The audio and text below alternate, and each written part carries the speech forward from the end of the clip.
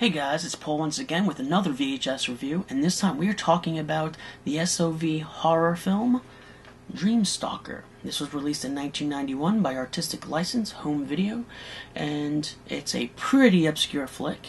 Now, there is actually an IMDb page for this film, but the information on that page is mixed with two other films. It's this film, and then it has information from a 2004 film by the same name, Stalker. And then it has a synopsis from a third film, which I can't figure out what it is, but there's no reviews on that page, and it has very few user ratings. On that IMDb page, there's the list of cast, and only one of them are from this movie. The other two, I guess, are from another movie. I don't know which.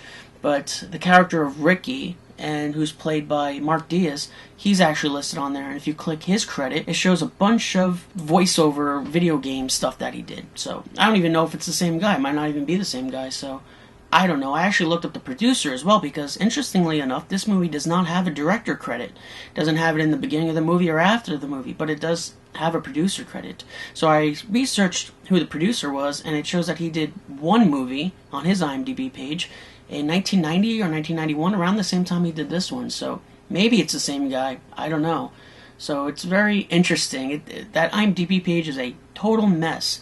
It has this as the main default image, but it also has the cover for the 2004 film as one of its other photos or poster art. So, total mess. So it's really hard to find any information about this movie or the people that were involved with it. So it's certainly a curiosity. Now, the distributor, Artistic License Home Video, did release other films. I think they might have made these films. This seems to have a credit for Artistic License, not only as a distributor, but as the production house for this movie, so it's very possible that they made all their movies under the Artistic License label. So I know if you go on VHScollector.com, you'll see other releases that they did, but I don't know for a fact that they made them, but it's still interesting. These are pretty obscure flicks that they have released. Now, the movie feels like it's a cross between Friday the 13th and A Nightmare on Elm Street, obviously with a title like Stalker.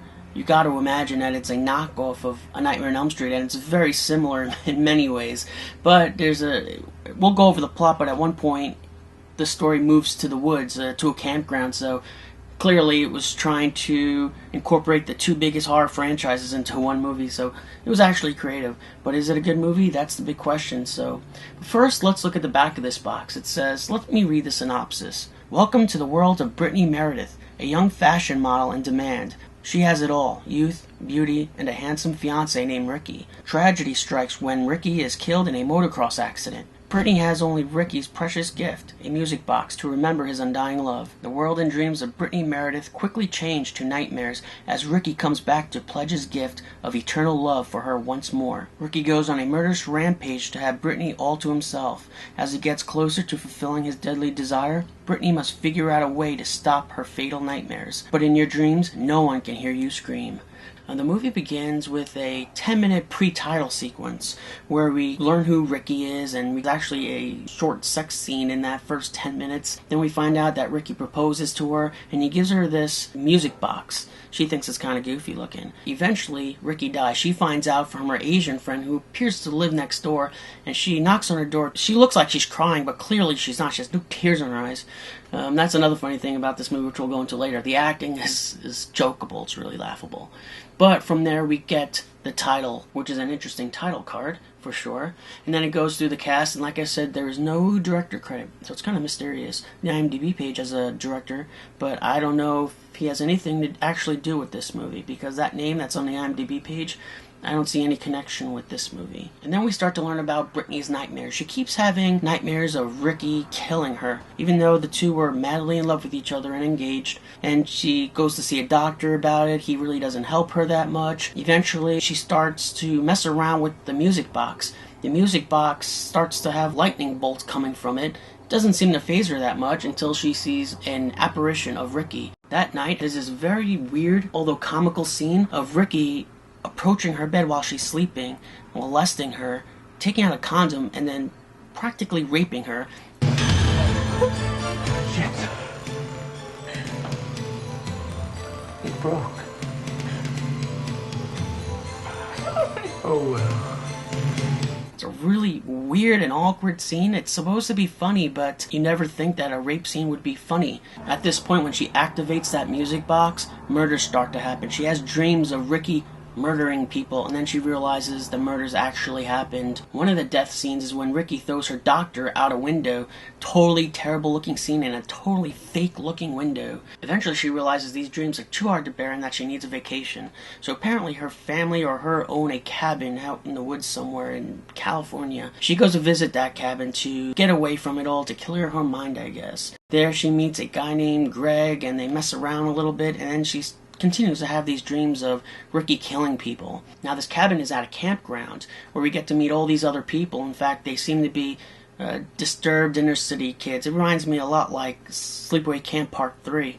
Characters act a lot like that. In fact, she actually gets into a fight with a gang of girls that are dancing around outside her cabin, which was a really weird scene. Next we have a scene where there's these two guys from the camp, these two best friends it appears, and they find Brittany walking by herself through the woods, and they approach her, I guess, to flirt with her or to have their way with her, and they start taunting her and grabbing at her, and then she tries to run. One of the guys tries to chase after her. She trips and falls and hits her head on a rock. They think she's dead. Later, Ricky, this ghostly apparition, her ex-fiancé, chases after these guys while they're in a boat, I believe, with a plastic prop knife, or looks like a cardboard knife that they use in this movie for Ricky. It looks so terribly fake. And he had a knife this big! But he chases after these two guys until the two guys find the head counselor, I think he's the head counselor, and tell him about what happened. And there's Brittany, and Brittany confronts these guys while the counselor's there, but she doesn't say anything about them trying to rape her. Seems really bizarre. In fact, she actually takes their side. She tells the counselor, well, maybe they're telling the truth. So from there, Ricky starts killing a few people. They get stabbed. One guy gets stabbed in an outhouse with a pitchfork. Reminded me very much of a Friday the 13th scene. Another death scene happens among these campers in the woods that are pretty much having, I guess, an orgy. And she gets her stomach sliced open, if I remember correctly. Now, the big climax of the movie involves Brittany, her new love interest, Greg, and Ricky. Now, Ricky, as this zombie, I don't even know if he's an apparition or a zombie, I don't know what he is, but he approaches Greg, stabs him in the stomach, and I guess we're supposed to think Greg is dead. And then there's this scuffle between Ricky and Brittany. Greg wakes up, finds the music box, and smashes it, and that makes Ricky fade into oblivion or hell or wherever, and that's the end of it. Now, it seems really strange that, why would Greg connect the music box to Ricky? You know, it just seems kind of strange that he would assume that this is where Ricky, this has something to do with Ricky being a zombie or being an apparition or spirit or whatever he is. You know, when I'm getting attacked by somebody, if it's a zombie, I'm not going to be thinking immediately, let me destroy that music box. It just wouldn't occur to me, so I found that to be very strange. The next morning, Brittany is in a hospital where her mother is telling her how Greg was arrested for all the murders at the campgrounds in the woods.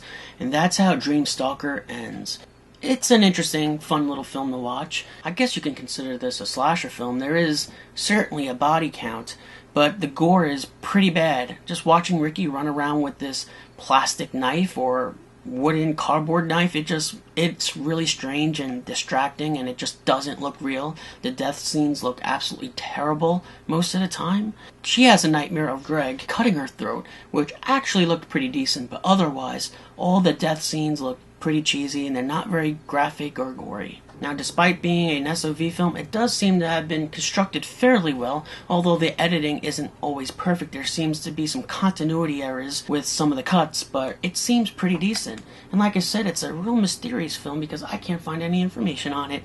I can't find any information on any of the actors, except for, what's his name? Mark Diaz, who might be a computer game voiceover actor, who knows. So, that's Dream Stalker, a rare SOV film from 1991. And I would say, if you could find this, give it a look. SOV films are usually fun to watch because it's interesting to see ordinary people trying to make a movie. But this one, I think, is pretty entertaining, so give it a look. And this has been Paul with VHScollector.com. Look out for more reviews, and I'll see you next time.